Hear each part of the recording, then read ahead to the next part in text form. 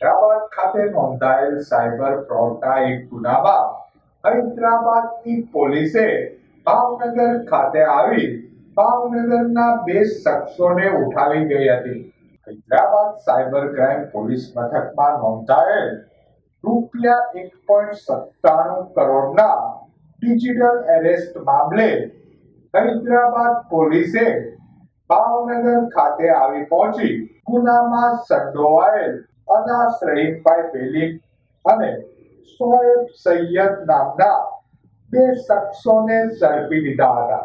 ભાવનગર ખાતે આવી પહોંચેલ હૈદરાબાદ પોલીસે સ્થાનિક પોલીસની મદદથી શહેરના વડવા વિસ્તારમાં રહેતા બે શખ્સોને ઝડપી લીધા હતા.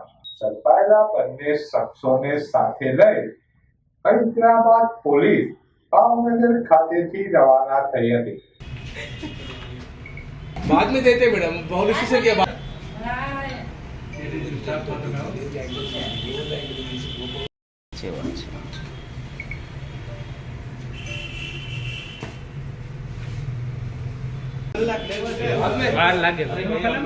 लागे आपके साथ पेपर भेजो फोटो भी हमारे साथ फिर हम लोग भी उधर बताते हैं.